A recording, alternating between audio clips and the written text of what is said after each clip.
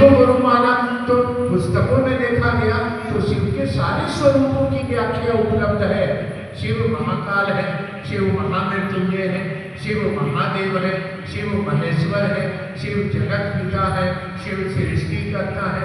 इन सारे स्वरूपों की व्याख्या पुस्तकों में उपलब्ध है, लेकिन उसी पुस्तकों में लिखा हुआ है कि शिव जगत गुरु है। आप पुराणों को उल्टेंगे तो पुराण में आपको लिखा मिलेगा जगत गुरु नमस्तुभ्यम, लिखा मिलेगा शिवाय शिवदाय च। तुम शिव हो ही और गुरु के रूप में तुम शिव का दान भी कर देते हो।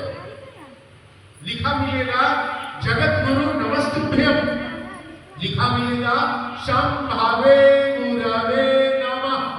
हे शंभु गुरु, आपको मेरा प्रणाम है। यानी ब्रह्मा जी और विष्णु जी ने शिव को गुरु मानकर और उनको अपना प्रणाम निवेदन किया है। उनके गुरु स्वरूप की व्याख्या पुस्तकों में मिलेगी। उनके शिष्य भी 112 से 120 तक आपको मिल जाएंगे। इस संसार में गुरु की पहली सीढ़ी जो शुरू हुई है वो जगत गुरु शिव से शुरू हुई है, और उसके बाद संसार में जो गुरु हुए हैं वो शिव को गुरु मानकर हुए हैं। जैसे भगवान राम के कुल गुरु हुए विश्वामित्र और वशिष्ठ, और उनके गुरु शिव हुए। जैसे राजसों के कुल गुरु हुए शुक्राचार्य, और शुक्राचार्य के गुरु शिव हुए। जैसे और भी गोरक्षनाथ के गुरु हुए मच्छिंद्रनाथ, और मच्छिंद्रनाथ के गुरु शिव हुए। यानी शिव के गुरु स्वरूप की व्याख्या पुस्तकों में उपलब्ध तो है, लेकिन वह जगत का गुरु है तो जगत में कोई उसका चेला क्यों नहीं है? संसार में उसका कोई शिष्य क्यों नहीं है? जगत गुरु का मतलब होता है कि जगत के एक एक लोगों का गुरु होगा। लेकिन ये तो किताबों में बंद रह गया। आज तक तो इस पढ़ने को किसी ने उल्टा ही नहीं कि वो जगत गुरु शिव जन जन का गुरु कैसे हो सकता है। इसीलिए ये नई नई बात चल रही है। आज से पहले ये कार्यक्रम, ये शिव चर्चा का कार्यक्रम मृत्युलोक पर नहीं हुआ, और देवी देवता का हुआ, भागवत कथा हुआ, शिव पुराण हुआ और सारी चीजें हुई, लेकिन शिव चर्चा का कार्यक्रम आज से पहले नहीं हुआ, पहली बार हो रहा है।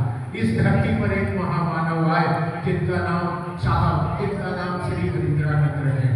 वो अपने इस धरती पर आने के बाद बचपन से ही, छोटे उम्र से ही वो श्मशान जाने लगे, श्मशान की साधना करने लगे, कब्रिस्तान जाने लगे, अघोरी, कपाली, गौभर, तांत्रिक, फक्कर सारी साधनाओं को कर गए।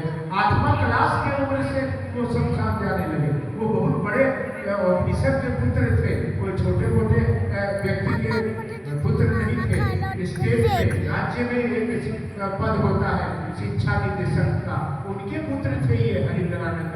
और इनको बचपन से ही आदत लग गई श्मशान की, कब्रिस्तान की सारी साधना जब इन्होंने सीख ली।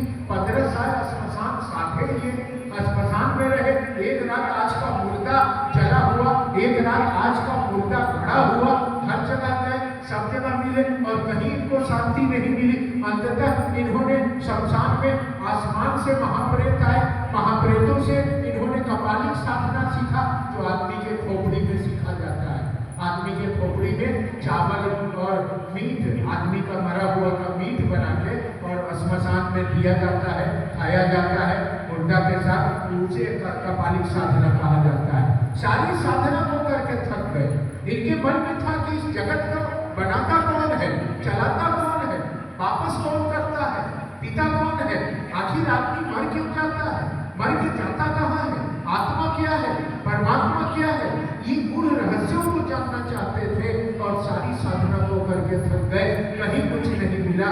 अंततः इन्होंने 1974 में 1974 में आरा, बिहार में एक जगह है आरा के गांधी श्मशान में रात के 2 बजे नवंबर के महीने में जब सब कुछ करके थक गए, तब अंततः इनके मन से यह भाव निकला कि अब क्या करें, अब तो कोई बताने वाला नहीं है।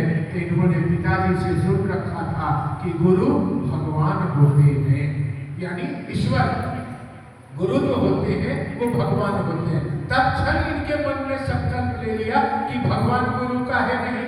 जब गुरु भगवान होते हैं तो भगवान गुरु क्यों नहीं? और भगवान महादेव को समझते थे, महादेव को इन्होंने गुरु बना लिया। अभी पहले इधर की बहन है, लुधियाना में रहती है, अभी कह रही थी कि उन्होंने उसी क्षण 3 शर्त लगाया। पहला शर्त लगाया, महादेव आप आसमान से महादेव के रूप में उतरिएगा तो मैं नहीं सीखूंगा, क्योंकि आसमान से महाप्रेत आए थे महादेव के रूप में। ये सच्ची घटना है इस कलयुग की, मैं आपको बता रहा हूँ, समझ के जाइएगा। महादेव के रूप में वो आसमान से महाप्रेत आए थे, दाढ़ी, चोला, त्रिशूल, मिर्गा छाला, और शमशान में इनको कहा था हरिद्र आंखें खोलो।